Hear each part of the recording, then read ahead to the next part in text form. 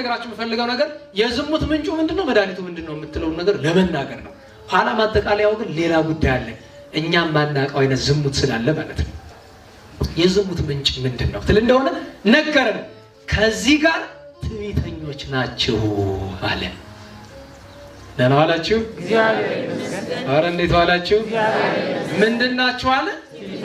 ንገሩኝ። ትዕቢተኞች ናቸው። የዝሙት ምንጩ ትዕቢት ነው ይላሉ አባቶቻችን። አሁን የተፈጥሮውን ነገር አይደለም።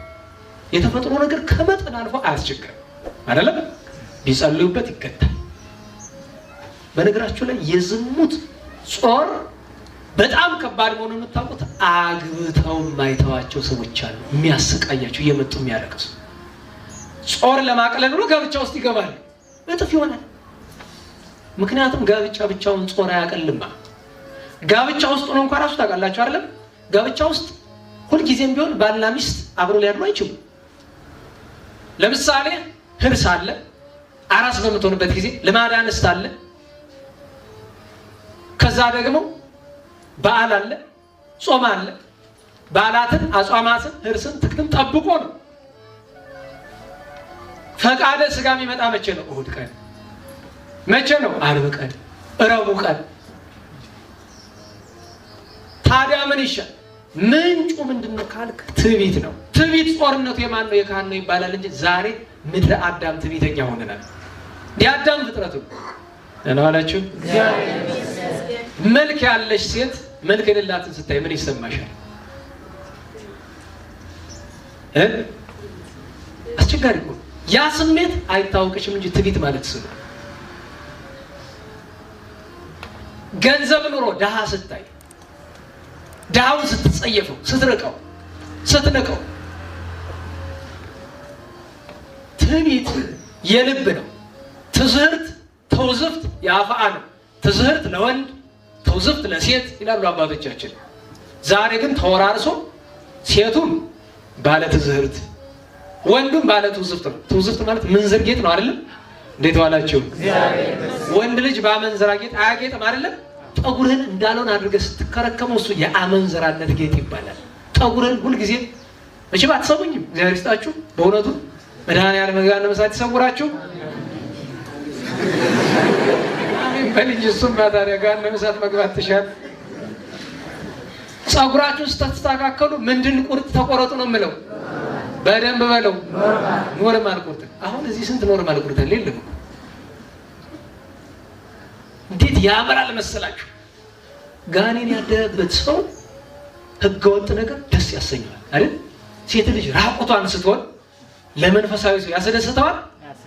አረ በሞቴ ነገር የንታን አስታውሳችሁ የንታይለ ስላሴ መመራችን የንታ አልኳቸው። አቤት እንዲህ ዘመን ሴቶችስ ታገማሙ ታረቡ መኖሪያ አጣን እኮ አልኳቸው። እንዴት ስላቸው ሲሉ አይወጡም። እሳቸው ቤተ ጉባኤ 50 ዓመት ሙሉ ተዘግተው ራቁታቸውን እየሄዱ በቃ እንዴት ብለን እንኑር? እና በጣም ክፎች ናቸው። አሃ ተሳስተዋል ማለት ነው አሉኝ። አዎ አልኳቸው። ይገርማል። አንተስ አሉኝ። እኔማ ምን አደረኩኝ? ስማኝ እንጂ ራቁታቸውን ናቸው። አዎ ማን እያለ እንዴት አድርጌ አይነን ልከልክለው? አንተ አይነን መከልከል ካቃተ እንዴት እነሱ ትተቻለህ? ገብታችኋል? ለበሽ እያልኩ አይደለም። ራቁት ነገር ግን ትክክለኛ ትችት ነው። ለእኔ ለግሌ ግን ይጠቅማል አይደል? እሷ ራቁት ሆነች ብሎ ከማማት አይኔን ማረም ምድር እያዩ መሄድ ጥሩ ነው እኮ። እንዴት ዋላችሁ? ምድር እያዩ ለምን? ነገ አፈር መሆን ስላለ ምን ችግር? እንቅፋትም እንዳይመታ ሴት ስትመጣ ጎንበስ ብለህ መሄድ አይደል? እስኪታረም ድረስ ወይ እስኪታጨድ ድረስ ሁለት አማራጭ አይደል ያለው? እንዴት ዋላችሁ? ለሁላችንም ሁለት አማራጭ ነው ያለን። የመጀመሪያው አማራጭ መታረም። እሱ ካልተሳካ ሁለተኛው አማራጭ ምንድነው? መታጨድ። አይቀርም፣ በጊዜው ጊዜ አይቀርም። መቼም የዝሙት ነገር ሲነሳ ባለፈውም ታስታውሱ እንደሆነ ነግሬያቸዋለሁ። በጣም ቸገረው በቃ እና አባቴ እኔ ዝሙት ሊገልኝ እንደው በጣም እንደው ፈቃደ ስጋ ቸገረኝ። እንዴት ሲሉት አይኔ ያያትን ሴት ሁሉ መመኘት በቃ እንደዛ አይደለም። በቀን ስንቲቱን ነው ወጭው ታውቁታላችሁና በቃ እሺ አሁን ቢያንስ ከኔ ጋር ስትነጋገር ከኃጢአት መከልከል ንስሐ ሊገባ ሴት ስታልፍ እየተቸገረ አይኑን አሰሩት። ትንሽ ቆይቶ አባታችን ሴት አለፈች አይደል? በምን አያት? ኧረ አይቻት አይደለም ታኳን የለም ትሉት ታኳን ሰምቼ ነው። በልሽ ንስሐን እስክትጨርስ ብለው ጆሮ ላይ ጥጥ ይደፍናል። ትንሽ ቆይቶ ይሆን አባታችን ሴት አለፈች። በምን አወቅ? ሽቶዋ ሸተተኝ። የሽቶ ነገር ከተነሳ ዝሙት ቀስቃሽ ከሚባሉ ነገሮች ትልቁ ነገር ሽቶ ነው። ለዚያ ነው ሰው አፍንጫ የሚሄድ ነገር አትቀሩ። ሰው ቀርቦ በጣም ቀርባችሁ ለመሳሳም ቀርቦ ካልሆነ ለሰላምታ ቀርቦ ካልሆነ በቀር እንደዚህ ቆመ እንዲሸተን አታደርጉ ባካችሁ።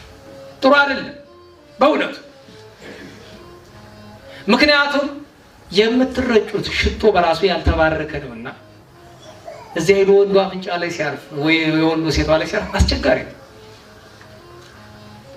ስለዚህ የዝሙት ዛሬ ልነግራችሁ የምፈልገው ትልቁ የዝሙት ምንጭ ትዕቢት ነውና ሰው ከዝሙት ለመራቅ መፍትሄው ምንድነው ካላችሁ ብዙ አይነት መፍትሄ አለው። አንደኛው መፍትሄው ጸሎት ነው አይደል? እንዴት ዋላችሁ? አረ እንዴት ዋላችሁ? ምንም ነገር መፍትሄ የሚያገኘው በጸሎት ነው አይደል? ስንጸልይና እግዚአብሔር ሲሰማል። አንደኛው እሱ ነው። ሁለተኛው አባቶቻችን መድኃኒት ብለው የነገሩን ስግደት አይደለም? ጾር እንዳያስቸግር ሰውነት ፈቃዱ እንዲለየው ስትፈልግ መስገድ ነው። አብዝተ መስገድ። ሶስተኛው መድኃኒት የትህትና ስራ ዋናው። አንድ ወንድማችን በቀኝ አቁማቸው በረከታቸው ይደረብንና የንታ ጥበቡ ወስመ ጥምቀቱ ገብረ መስቀል አባታችን በጣም ዝሙት አስቸገረኝ ምን ላድርግ ሲላቸው ምን እንዳሉት ታውቃለህ? ይገርመኛል እስከዛሬ ድረስ። ዲያቆን ነው።